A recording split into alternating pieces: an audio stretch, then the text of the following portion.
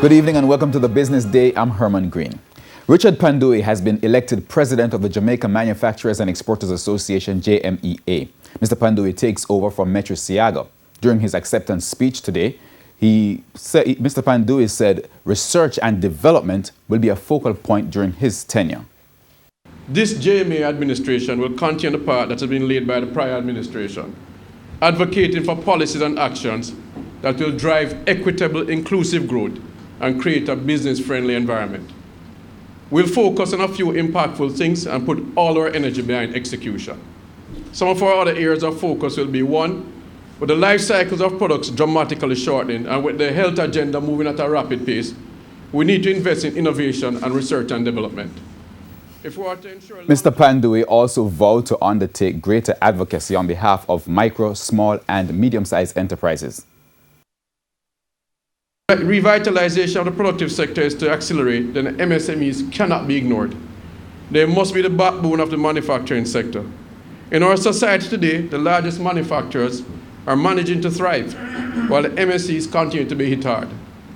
The government announced some positive changes in the last budget, eliminating some of the illogical costs and bureaucracy that hitherto existed, but it is not enough. Sagicor Select Fund announced its initial public offering IPO today. The prospectus was posted on the Jamaica Stock Exchange and Sagicor Jamaica websites. Sagicor Investments is the lead arranger and lead broker for the IPO, which closes on July 17. The company is seeking to raise up to $4 billion. Investors can buy into the Class B ordinary shares at a share price of $1, with minimum share purchase being $1,000. Prior to this IPO, funds of this nature were only seen in international markets. Currency trading ended today with the US dollar selling for $130.60. The Canadian dollar, $99.87. The pound sterling is going for $164.87, while the euro now costs $151.12.